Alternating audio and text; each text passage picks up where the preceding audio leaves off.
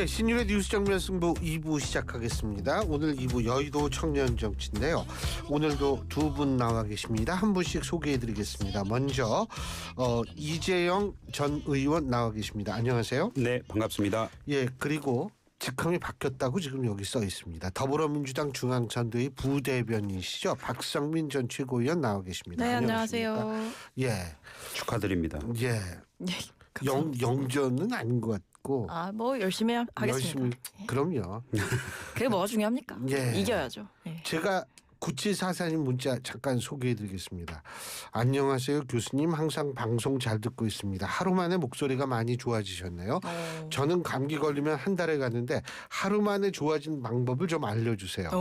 이런 말씀하셨는데 항상 건강히 오랫동안 반성해 주세요 이렇게 쓰셨는데 방법이요? 방법 없습니다. 저는 오늘 어제도 그렇고 오늘도 그렇고 막 정신없이 했는데 어떻게 정신없이 이 돌아다니다 보니까 이 바쁘게 살다 보니까 어떻게 됐는데 또 모르죠. 이러다 확 나빠질 수 있으니까 좀 기다려 봐야 될 것 같아요. 예, 고맙습니다. 자, 아니 안 바쁘세요? 우리 이재용 의원님은 좀 안 돌아다니세요? 그래도 강동글 당협위원장이시니까 지역구 좀 이렇게 민주당 골목골목 돌아다닌다 그러던데. 뭐 저희도 돌아다니려고 노력은 하고 있고요. 잘 하고 있고요. 예. 근데 뭐 저 같은 경우에는 방송을 좀 많이 하는. 그렇죠. 공중전을 하시는 그래서 거죠. 공중전도 이 선거에서 굉장히 중요한 그럼요, 부분이니까 당연하죠. 뭐 제 스스로를 띄우는 건 아니고 예. 저도 제 역할이 있다고 생각해서 지역에는 시간 날 때마다 하고 예. 또 제가 필요할 때는 방송을 하고 있죠. 그리고 아무래도 방송이 상암동에 많잖아요. 예. 그러다 보니까 강동하고는 완전히 그냥 끝에서 끝이라서. 강동구에는 방송이 없어요. 없습니다. 거기는 강동 없어서. 케이블밖에 없죠. 맞습니다. 네. 그래서 여기서 이쪽 지역에서 시간을 또 의외로 많이 보내게 되네요. 네. 근데 뭐 시구 의원들뿐만 아니고 운동원들 굉장히 여러 선거를 통해서 선거 운동을 어떻게 해야 되는지도 잘 알고 있고 매번 회의를 통해서 또 같이 이제 조율을 하다 보니까 그분들을 믿고 지금 선거 운동은 각자 필요에 따라서 하고 있습니다. 제 김문수 후보 이름 박힌 잠바는 다 받았습니까? 아니요, 제가 어제 밤에 늦게 체크했을 때도 안 나왔거든요. 네, 그래서 아직은 없는 걸로 알고 있습니다. 자, 어디 안 다니세요? 저도 이제 방송을 열심히 하고 있는 상황이고요. 공중전, 주로 공중전이구나. 공군이네 모두. 네, 예. 공중전을 열심히 하고 있는 상황이고 이제 뭐 지역에서 요청이 오면 또 이제 지원 유세라든지 뭐 이런 거를 할 기회가 있을 것 같습니다. 네. 근데 이제 뭐 하여간 지금 이렇게 되고 있는데 자, 김문수 대선 후보 중앙선대위에 윤석열 전 대통령의 법률 대리인이죠. 석동현 변호사가 시민사회 특별위원장으로 임명이 됐다는데 어떻게 보세요? 그러니까 이게 아직도 이 윤석열 전 대통령과의 연을 이제 국민의힘이 전혀 못 끊고 있다라는 거를 보여주죠. 그리고 뭐 세미준이라는 조직이 있잖아요, 국민의힘에. 근데 그 세미준이라는 조직이 과거에 이제 윤석열 캠프에서 조직 총괄을 이제 했었던 그 분이 대표자로 계신데 예. 이영수라는 분이 계신데 예. 이분도 얘기한 게 이 전광훈 세력이 이제 김문수 캠프에 대거 들어와 있어서 같이 못하겠다 이렇게 하고 나갔거든요.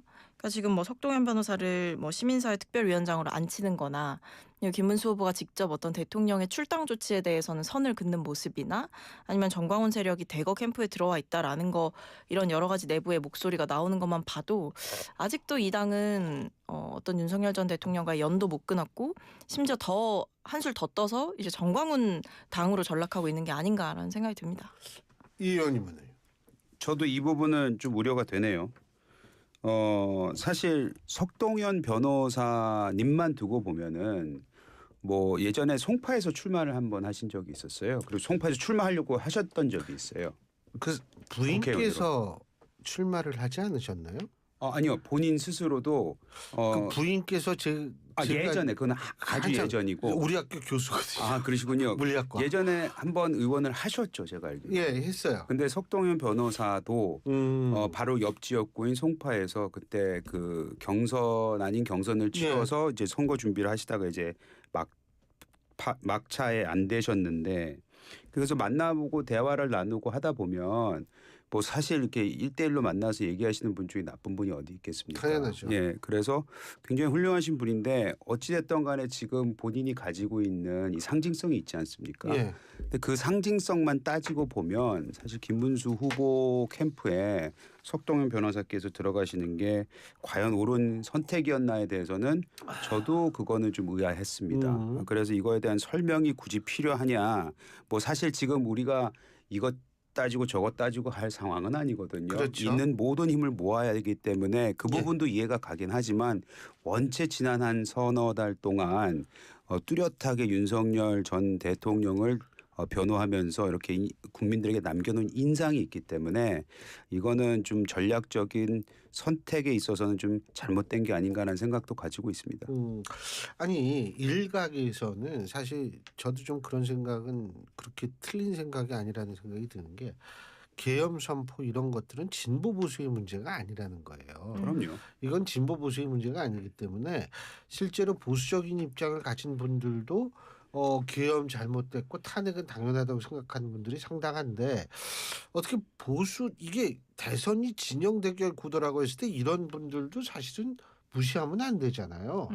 근데 이게 지금 그렇지도 않고 윤석열 전 대통령은 뭐 그냥 버티고 있고 막 뭐죠? SNS로 막 김문수 후보 발표도 지지 하고. 네 메시지를 올리고 이런 거 이게 참 좀 그렇다는 생각을 하시는 분들이 많다고 그러더라고요. 예. 이러니까 약간 이제 민주당에서 얘기하는 내란이 아직까지도 진행 중이다. 그리고 내란 잔불이 안 꺼졌다. 이런 메시지가 국민들이 공감하시는 이유가 바로 이런 데 있는 거라고 생각을 합니다. 사실 국민의힘에서 상식적으로 이번 대선이 윤석열 전 대통령의 불법 비상계엄 때문에 대통령이 파면돼서 치러지는 선거라는 것에 대한 어떤 통절한 반성이 있다라고 한다면 이런 석동현 변호사 같은 분을 기용을 하지는 않을 거고요. 그리고 김문수 후보가 사실 뭐 대통령이 결정할 일이다라고 얘기하면서 출당 조치에 대해서도 선을 긋고 이런 모양새는 국민들이 봤을 때는 여기는 아직도 윤석열 전 대통령을 옹호하고 있다라는 생각을 할 수밖에 없고 김문수 후보 자체도 이미 석 달 전에 국회에서 나와서 이 비상계엄에 대해서 계엄은 어쨌든 대통령의 고유 권한이다라는 이야기를 한 바가 있었기 때문에 이 김문수 후보의 어떤 머릿속을 좀 들여다보는 느낌인 거거든요. 그러니까 이렇게 해도 된다라는 생각이 있는 거고 이 잘못된 세력과의 절연 혹은 잘못된 일에 대한 통절한 반성 이런 게 없다라는 거를 보여주고 있기 때문에 말씀해 주신 대로 이거는 어떤 진영의 문제라기보다는 이런 일을 저지르고도 이 대선 국면에서 여전히 반성 없이 굴고 있다라는 비판을 국민들께서 하실 수밖에 없는 상황이죠. 근데 이 의원님. 네. 어떻게 그 윤석열 전 대통령은 그냥 버티고 그냥 가는 거예요? 이거 어떻게 될 것 같으세요? 그래 보이지 않나요? 저는 제가 이거 왜 여쭤봤냐면 네. 김용태 비대위원장이 어제 그런 얘기를 했거든요. 목요일 날 취임한 날이죠, 내일. 목요일 날 모종에 뭐가 있을 것이다 이런 뉘앙스로 얘기를 해가지고 야 내일 한번 기다려 봐야 되나 이런 생각을 했거든요. 저는 일단 김용태 의원만 좀 두고 보면 지금은 아직 내정자잖아요, 비대위원장. 내정자죠. 그리고 내일 이제 정구위가 되면서 이제 공식적으로 이제 자리를 차게 되고 그때 또 공식적인 자리가 됐을 때 나오는 메시지가 또 다른 의미가 있을 테니. 거기에서 어떤 의미 있는 얘기 그게 만약 사전에 조율이 됐다면 전 좋겠습니다. 좋은 메시지라는 전제하에. 근데 이 말씀을 좀 드릴게요. 제가 2018년도에 17년부터 18년까지 최고위원을 했었는데 그때 저희가 박근혜 전 대통령을 출당시켰습니다. 그렇죠. 제명했었죠. 예.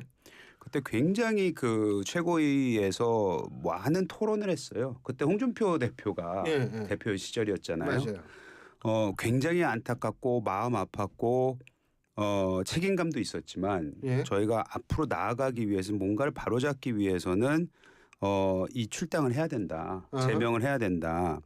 그리고 나서 우리가 2019년도에 있었던 전당대회도 있었고 2020년에 있었던 또 다른 전당대회가 있었고 그렇죠. 2021년이죠. 그때 있었던 전당대회에서 우리가 박근혜 전 대통령 탄핵의 강을 넘어서는 발언들도 나오고 하면서 그 일련의 과정을 통해서 저희가 어떻게 보면 다시 태어나는 과정이 있었거든요. 너무나도 처음엔 힘들었지만 그래도 그런 그 결단을 내렸을 때 우리가 새로운 모습을 보여줄 수 있다는 걸 한번 보여줬는데 왜 지금 우리가 그걸 하지 못하는지에 대해서 저 스스로도 굉장히 안타깝게 생각을 하고 있는 부분입니다. 그리고 사실은 사안이요. 탄핵 사안이 박근혜 전 대통령은 논쟁의 여지가 있는 사안인데 윤석열 전 대통령의 사안은 국민이 본 사안이에요. 그렇기 때문에 사안의 성격도 다른데 왜 그런지는 모르는데 어떻게 우리 박철고는 김용태 비대위원장 잘 아실 거 아니에요. 방송도 많이 하고 그랬잖아요. 네, 옛날에. 잘 알고 있습니다. 그죠? 어떻게 내일 뭐 조치가 나올까요? 어떻게 보세요? 근데 저는 그 날짜를 이제 얘기를 한 게 사실은 그때 뭔가 결론이 날 것이다라고 해서 얘기를 했다라기보다는 이제 당장 본인이 답을 할 수 없는 상황이 있기 때문에 그러니까 뭐 내정자인 상황이기도 하고 결국 전국위를 열어가지고 이거를 공식적으로 못을 박아야 되는 거잖아요. 임명을 해야 되는 거잖아요. 그렇기 때문에 그 날짜를 이제 제시한 거는 좀 시간을 벌어보려는 의도인 것 같고요. 근데 지금 이제 김용태 비대위원장의 스탠스를 보면 뭐 여러 가지 얘기를 듣고 있다 이런 식으로 약간의 톤 다운이 됐어요. 그렇기 때문에 저는 이 김문수 후보와 김용태 비대위원장 내정자의 입장 차이가 있기 때문에 후보에게 조금 더 맞춰서 메시지를 내려고 하는 게 아닌가라는 생각은 들거든요. 왜냐하면 김문수 후보가 이 출당 조치에 대해서는 사실 명확하게 선을 그은 상황이라서 김용태 비대위원장이 나서서 먼저 이거를 출당 조치를 시키겠다라고 말을 할 수가 없는 건 거잖아요. 어쨌든 후보가 있기 때문에.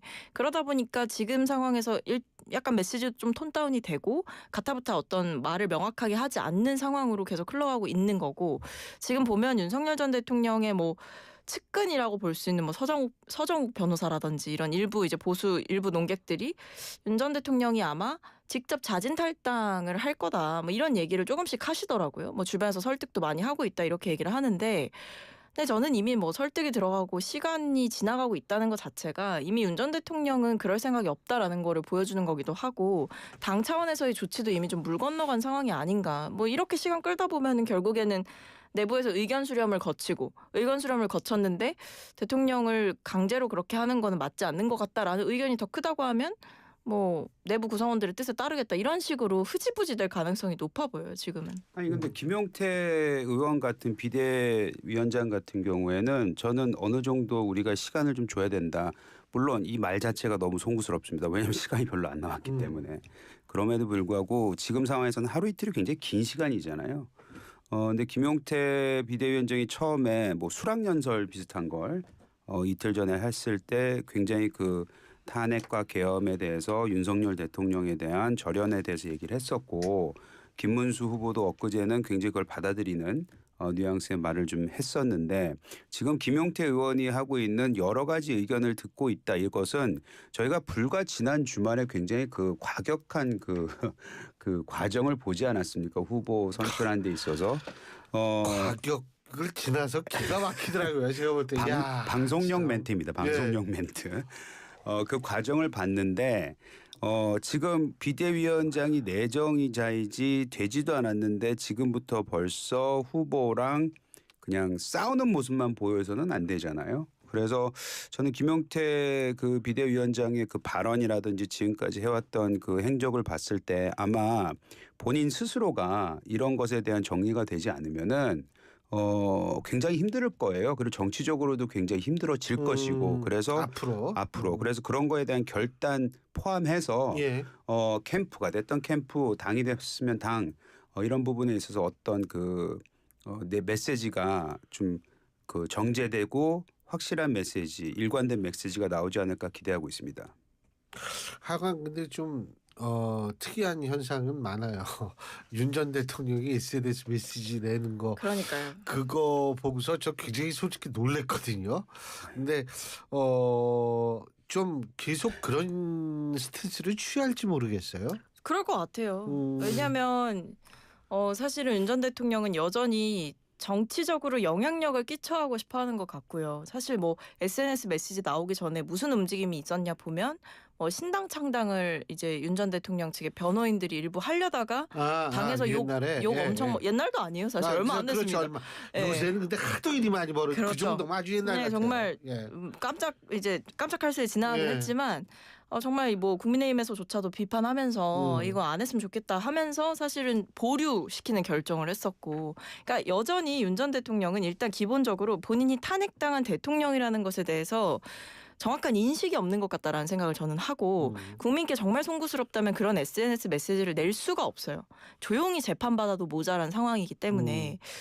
그리고 그럼에도 불구하고 김문수 후보 지지하는 메시지를 내고 뭐 대한민국을 지켜야 된다, 이런, 누구로부터 어떻게 지킨다는 건지 모르겠지만 이제 본인이 망쳐놓은 이 상황에 대해서 일말의 좀 책임도 제대로 지지 않는 모습을 보이고 있고, 그리고 방금 우리가 앞에 잠깐 얘기했던 이 석동현 변호사 같은 분이 캠프에 이제 들어가고 하는 것 자체가 결국 윤 전 대통령이 어떤 방식으로든 정치적인 영향력을 계속 행사하고 싶어하고 본인의 일종의 건재함을 드러내고 싶어 할 거기 때문에 윤 전 대통령이 제가 봤을 때는 이재명 후보의 일종의 네. 선대위원장 역할을 하지 않을까. 그래서 국민의힘 입장에서는 이재명 후보 뒤따라가기도 바쁜데 윤석열 전 대통령까지도 어떻게 보면 조심시켜야 되는, 그러나 조심이 되지 않는 뭐 그런 상황에 놓여 있는 거죠. 사면 초과죠.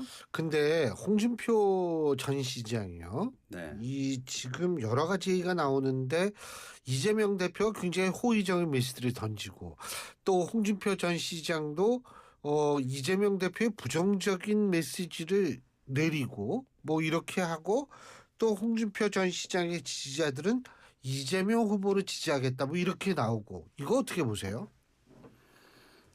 뭐 너무나도 그거는 뭐 안쓰러운 상황 아니겠습니까? 홍준표 시장 같은 경우에는, 전 후보 같은 경우에는 제가 아까도 말씀드렸잖아요. 17년부터 18년까지 네, 대표로서 같이, 같은 네, 지도부에 있었는데 지금 꼭 저렇게까지 하셔야 되는가, 얼마나 또 마음이 상했으면 저럴까, 뭐 이런 생각은 들긴 합니다. 요번 그 경선 과정에서 제가 예전에 나와서 말씀드렸지만 그 한덕수 전 총리가 후보 거명이 될 때, 그게 한 4, 5주 전이잖아요. 그때 이미 벌써 우리의 당의 경선은 완전 관리 실패다라고 말씀을 드린 적이 있어요. 그 이후에 1년의 사건은 뭐 지난 주말에 아까도 말씀드렸던 굉장히 과격한 상황이 일어났었는데, 거기에 대한 본인이 지금 수십 년간 몸담았던 당에 대한 배신감 느끼는 거 전 충분히 이해합니다. 다만 홍준표 시장께서 도와주진 못할 망정, 그리고 본인이 탈당까지 한, 그리고 그 페북도 읽어봤는데 그 시점이 지금인 거에 대해서 뭐 탓할 수는 없겠으나 이재명 후보에 대한 이렇게 지지는 아니더라도 그 이재명 대표가 그 러브콜을 불렀을 때 그에 대해서 웃기지 마라, 안 할래, 뭐 이런 내용이 나와야 되는 게 사실은 홍준표 전 대표의 스타일이거든요. 그런 거 안 나온 거 보면 당원으로서는 좀 아쉽습니다. 왜냐하면 저는 믿습니다. 이 그 국민의힘이 지금 굉장히 잘못된 길을 걸어온 게 몇 년 됐어요. 그리고 앞으로도 이 당은 살아남을 거라고 저는 믿습니다. 그 안에는 세대 교체가 되든 시대 교체가 되든 정치 교체가 될 건데, 그 남아있는 인원들 중에서 특히 젊은 정치인들 중에서 홍준표 후보가 이렇게 나오는 것에 대해서 실망감도 많고 앞으로 뭔가의 자양분이 될 수 있는 사람들에게 희망을 줘야 되는데 본인이 저렇게 행동을 하시는 거에 대해서는 과연 후배들 그리고 남아있는 분들한테 얼마나 큰 상처가 되는지는 좀 아셔야 되지 않을까라는 생각이 듭니다. 어떻게 보세요, 홍 시장님? 근데 저는 이미 홍준표 이제 전 후보는 사실 국민의힘을 완전히 스스로 떠났다고 생각해요.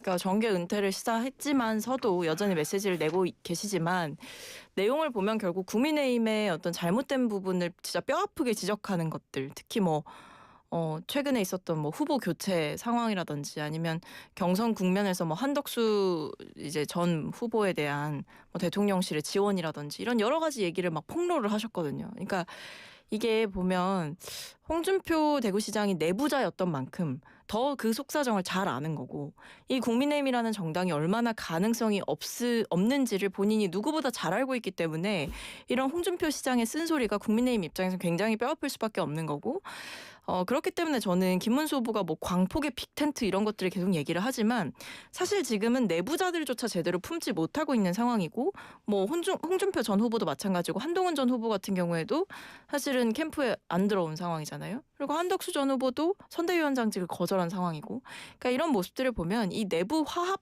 또 안 되고 있는 상황에서 분열된 채로 선거를 치르고 있기 때문에 이 국민의힘에 매우 어려운 국면이다라는 생각이 들고요.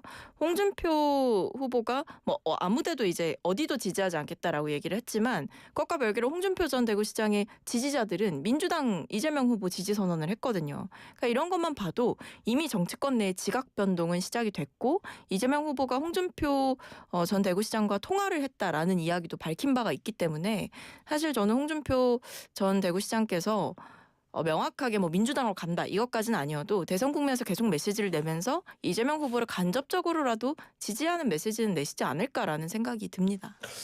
자, 지금 상황이 이렇기 때문에 본의 아니게 사실은 조금 혜택을 받는다 그래야 되나? 뜨는 후보가 있죠. 바로 개혁신당의 이준석 후보입니다. 자, 제가 이재용 의원께 여쭤보고 싶은 게 뭐냐면 네. 지금 원래 이준석 후보가 3자 필승론을 얘기를 했거든요. 네. 근데 지금 여권 내에서도 여당이 아니라 여권 내에서도 3자 필승론, 뭐 필승이 아니라 3자가 오히려 양자 대결보다 낫다라는 얘기가 나오고 있어요. 어떻게 보십니까? 그거는 좀 지켜봐야 되는 거라고 생각해요. 전국 선거라는 거를 동탄에서 일어난 기적을 그냥 고지곧대로 이렇게 적용하기는 쉽지 않다고 봅니다. 그거는 또 동탄에서 당시 선거 상황이라든지 그리고 당시 후보들은 누구였는지 여러 가지 상황들을 다 종합했을 때 그런 기적이 일어났던 걸로 보여지는데 물론 이준석 후보가 굉장히 훌륭하게 날카롭게 선거를 이끈 장본인이긴 하죠. 근데 이게 전국 선거에 미치려면 뭐 또 다른 그런 구도가 필요한데 그런 구도를 지금 기대할 수 있느냐에 대해서는 저는 조금 회의적입니다. 다만 뭐 국민의힘이 굉장히 앞으로 2주 남은 이 선거 기간에 좀 멋진 모습을 보여주지 못한다면은 이준석 후보는 수혜자는 되겠죠. 예, 그래서 그것이 과연 몇 프로를 얻느냐가 이제 굉장히 큰 본인한테는 숙제가 될 텐데 아직까지는 조금 더 지켜봐야 되지 않을까. 제가 어떤 언론 기자가 그런 얘기를 하더라고요. 이준석 후보가 굉장히 뭐 이렇게 여러 가지 말을 하고 있고 굉장히 그 사람들이 이탈해서 보수 진영이 이탈해서 개혁신당으로 오고 있다라고 얘기는 했는데 이준석 후보의 이제 행보를 이렇게 취재를 해 보면은 예. 아직까지는 그 뭉치는 힘이 덜 해 보인다. 그 모멘텀을 아직 만들어내지 못했다라는 얘기를 합니다. 다만 뭐 앞으로 남은 기간 동안에 정치라는 건 뭐 하루하루 달라지니까요. 아침 저녁으로 달라지니까 그 모멘텀이 예. 생길 수 있는 그 가능성에 대해서 좀 부인하지는 않겠습니다. 예. 저는 일단 단일화는 없을 것 같고요. 이준석 후보는 아마 독자적으로 완주를 해서 본인의 입지를 확인하는 게 이번 대선의 목적일 거기 때문에 예. 결국 지금 양당 구도에 지친 뭐 일부 무당층이나 중도층이 본인에게 오는 걸 바랄 거고 또 한 축으로는 보수의 표를 그러니까 이제 국민의힘으로 갔어야 될 어떤 그 지지의 일부를 본인이 가져오고 그래서 국민의힘 표를 사실상 이제 깎아먹는 거죠. 이제 네. 깎아먹는 그런 효과를 생각을 하고 있을 거기 때문에 김문수 후보가 말하는 어떤 빅텐트 안에 들어갈 가능성은 저는 없다라고 생각을 하고요. 이준석 후보가 그리고 기본적으로 이 스탠스 자체가 계엄을 비판했고 대통령 탄핵에 찬성했던 입장이기 때문에 김문수 후보는 그 반대에 있었던 사람이거든요. 그 사람과 손을 잡는 거는 사실 어떻게 보면 본인의 지지자들에 대한 배신일 수가 있어요. 그래서 그런 선택을 못할 거다라는 생각이 있고 근데 그것과 별개로 이제 말씀해 주신 대로 이준석 후보가 혜택을 크게 볼 거냐. 이 부분에 대해서는 저도 아직은 좀 남겨둬야 된다고 생각을 하는 게 물론 지금 상황에서는 어떤 이른바 쉐임 보수 그러니까 샤이 보수를 넘어서 어떤 쉐임 보수가 생겨난 상황이라고 보거든요. 국민의힘이라는 정당에 대해서 그동안 지지해 오셨던 지지자라 하실지라도 최근에 있었던 굉장히 인위적이고 폭력적인 어떤 후보 교체 사태를 보면서 이 당의 가능성은 이제 없다라고 생각하신 분들은 그래도 죽어도 민주당은 찍기 싫다라고 한다면 이 개혁신당이라는 당을 대안으로 생각할 수도 있겠습니다. 그래서 이준석 후보의 파이가 커질 수도 있겠지만 근데 그것과 별개로 제가 좀 두고 봐야 된다라고 말씀을 드리는 이유는 어쨌든 선거 후반으로 갈수록 지지층은 결집할 수밖에 없는 거잖아요. 결국 양당 구도가 이렇게 확고하다라고 한다면 이런 상황 속에서 오히려 제3지대에 가는 표가 그러니까 본인의 표가 사표가 될까봐 개혁신당에 표를 못 주는 경우도 저는 있을 거다라고 보기 때문에 아직 어떤 이준석 후보의 명확한 성적표를 점쳐보기에는 이르지 않나라는 생각입니다. 자, 한국갤럽이 뉴스원 의뢰로 지난 5월 12일, 13일 양일간 전국 18세 이상 1,002명을 대상으로 한 전화 면접 조사고요. 14일 날 공개됐습니다. 자세한 내용은 중앙선거 여론조사심의위원회 홈페이지를 참조하시면 되시는 여론조사를 보면 이준석 개혁신당 후보의 지지층 중에 약 30% 정도는 민주당 지지층이라는 거예요. 그러니까 이거는 사실은 뭐냐면 이 상당히 이 확장성은 분명히 있는 것 같다라는 얘기를 할 수밖에 없는 거거든요. 그래서 여기서 지금 이 여론조사 흥미로운 게 뭐냐면 김문수 후보로 단일화가 된다라고 가정을 했을 때에는 이 이준석 후보의 지지층 중에 70% 한 60% 정도만이 가는 거예요. 나머지는 안 가고. 그 반대 방향이면 좀 더 많이 오겠죠. 그래서 제가 이 부분을 굉장히 흥미롭게 바라봤거든요. 근데 이준석 후보 뭐 어떻게 될지는 뭐 모르겠습니다만 좀 지금 당장은 되게 힘들다. 두 분의 말씀은 그런 것 같아요. 그죠? 네. 뭐 지켜봐야 된다 이런 네. 생각인 거죠. 그리고 뭐 이거 보니까 오늘 이 한국갤럽 제가 방금 말씀드린 여론조사에서 이재명 후보가 50%가 넘었어요. 네. 이재명 후보 51, 김문수 후보 31, 이준석 후보 8%인데 이 50% 넘었다. 김문수 후보가 이쪽에서 정해졌음에도 불구하고 이거 무슨 의미 있지 않을까요? 어떻게 보세요? 그러니까 저는 이제 김문수 후보 같은 경우에는 저는 박스권에 갇힐 거다 이렇게 봅니다. 왜냐하면 중도 확장성 있는 행보를 사실상 전혀 못 보여주고 있어요. 그냥 민주당을 비판하고 뭐 이재명 후보를 비판하고 이거 외에는 사실 이 국민의힘이 지금 상황에서 중도 확장성을 그나마 가져가려고 한다면 과거와의 절연이 필요한 거거든요. 근데 그 절연이 전혀 안 이루어지고 있다라는 점을 고려해 볼 때 김문수 후보가 아마 저는 그리고 선거운동을 하면서 좀 설화가 많지 않을까 생각이 돼요. 뭐 최근에도 이제 첫날 이제 가락시장 갔잖아요. 송파에. 가서 배현진 의원 보고 뭐 미스 가락시장 뭐 임명해서 임명장 줘야 된다 뭐 이런 이야기 했단 말이에요. 그러니까 이런 것만 봐도 그리고 뭐 일종의 색깔론, 체제전쟁 이런 거를 선포하는 분이기 때문에 저는 이 시대의 어떤 유권자들의 니즈에 전혀 충족되지 않는 굉장히 동떨어지고 편파적인 이야기들을 쏟아낼 후보라는 생각이 들어서 박스권에 갇힐 거다라는 생각도 있고 그리고 아마 반문수 정서가 저는 국민의힘 안에 있을 거라고 보거든요. 그러니까 지금 이제 김문수 후보 활발히 운동을 안 할 것이다. 그쵸 안 도와줄 네? 거예요. 안 도와줄 거예요. 왜냐하면 앞에서 나왔던 홍준표 전 대구시장도 마찬가지고요. 이분도 지지율이 없지 않아요. 지지세가 있는 분이고 한동훈 전 후보도 마찬가지고 뭐 한덕수 후보도 마찬가지고. 그러니까 이분들이 다 붙어도 사실은 질 수밖에 없는 국면의 선거인데 이분들도 안 붙고 있는 상황이고 심지어 기존의 조직들도 정광훈 목사랑 뭐 혹은 태극기 부대랑 같이 못한다 이러고 떨어져 나가고 있는 상황이니까 이게 내부 결집도 안 되고 플러스 후보 자체가 중도 확장성도 없다. 그래서 저는 이 수치가 많은 걸 보여주고 있고 그런 반면에 이재명 후보 같은 경우에는 TK도 집중적으로 공략을 하고 있고 그동안 우리가 지난번 선거 때 졌던 지역들을 미리 한번 싹 돌았거든요. 그러니까 험지 공략도 제대로 하고 있는 상황이기 때문에 이 준비의 정도가 많이 차이가 난다는 생각입니다. 지금 동의하세요? 좀 너무 적극적으로 돕지 않는 경우도 발생할 수 있다. 한동훈 후보 전 후보 같은 경우에는 이미 벌써 그런 얘기를 하고 있는 건 맞죠. 그리고 홍준표 시장에 대해서는 저희가 이미 벌써 얘기를 언급을 했고 뭐 등등등 우리 박성민 부대변인이신가요? 네. 근데 유승민 전 의원은 고민 중이다 뭐 이런 식으로 얘기를 했더라고요. 그러니까 박성민 전 최고위원이 했던 말씀에 대해서 뭐 많이 지금까지 일어났던 일들에 대해서 설명을 하시는 것에 대해서 뭐 부인하지는 않겠습니다만은 저는 선거를 여러 번 치르다 보면 이제 변화의 국면들이 오기도 합니다. 굉장히 중요한 이벤트들이 이제 뭐가 있냐면은 토론회가 있고요. 그 토론회에서 서로 질의응답을 통해서 자신의 입장을 재정립하는 기회도 오고요. 또 방금 말씀하셨던 제가 안 그래도 말씀을 언급을 하려고 했는데 유승민 만약 그 후보가 전 대표가 어떤 형태로라든지 조인을 한다면 그리고 유승민 전 대표 같은 경우에는 확실한 요구 사항이 있을 겁니다. 이러이러한 모습을 보여주지 않으면 나는 참여할 수 없다. 이런 것이 있을 거예요. 그래서 그런 것들이 요구 충족이 돼서 들어온다면은 또 다른 하나의 그 소위 말하는 터닝 포인트가 되지 않을까라는 기대는 좀 해보고 있습니다. 다시 말씀드려서 지금까지 보여왔던 모습 속에서는 뭐 너무나도 잘못된 부분이 많기 때문에 입이 10개라도 드릴 말씀은 없는데 그럼에도 불구하고 아까 말씀하셨던 어찌 보면 이준석 후보를 지지하는 그 30%의 민주당 성향의 지지자들 그분들은 또 다르게 설명하면은 이 이재명 대세론에서조차도 이재명 대통령을 되는 거에 대해서는 반대한다는 의미 아니겠어요?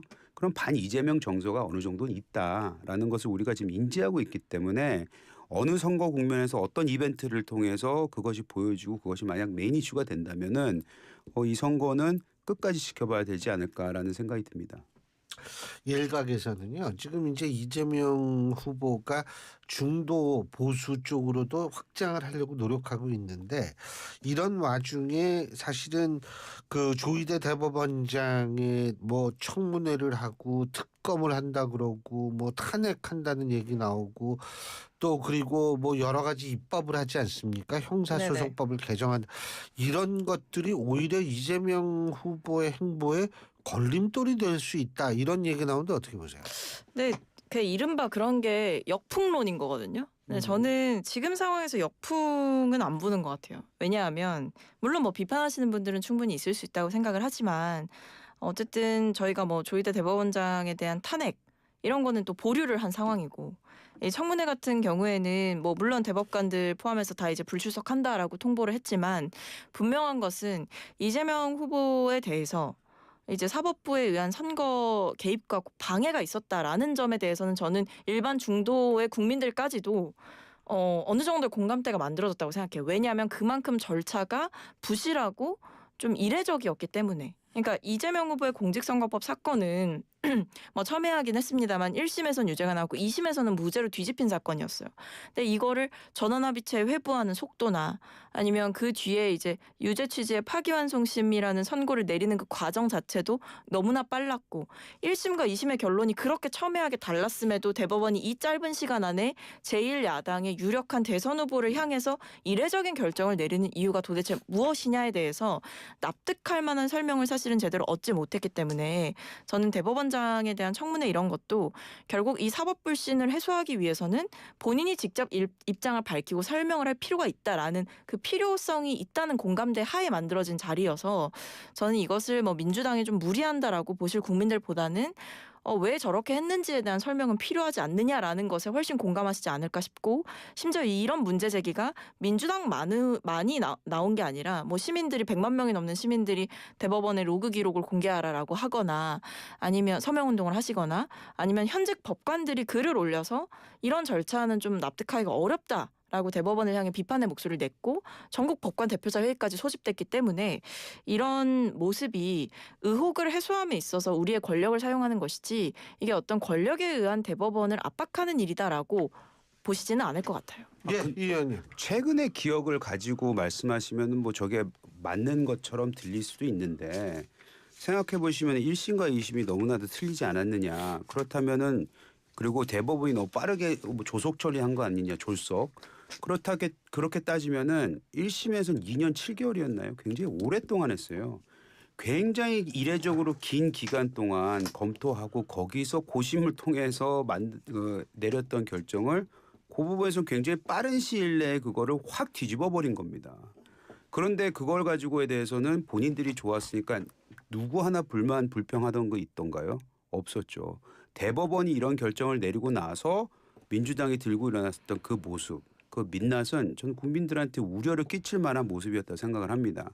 그것이 과연 이 선거에 영향을 미치나 안 미치나 좀 두고 봐야 된다고 생각을 하고 그 외에 여러 가지 일어났던 상권 분립이라든지 민주주의 근간을 훼손하는 이런 발언들 우리가 대통령이 되고 우리가 만약 대권을 잡게 되면은 너희들 가만 안 둬라는 뉘앙스의 여러 가지 발언들이 글쎄요 저는 영향을 미칠 수도 있다라고 생각하고 있습니다. 자, 어쨌든 대선은 이제 3주 정도밖에 남지 않았습니다. 3주 동안 우리가 또 어떤 일에 직면하게 될지 지켜보는 일만 남았습니다. 자, 오늘 두 분 말씀 여기까지 듣죠. 고맙습니다. 감사합니다. 감사합니다. 예, 지금까지 국민의힘 강동을 당협위원장이시죠. 이재영 전 의원 그리고 박성민 전 더불어민주당 최고위원 두 분과 함께했습니다.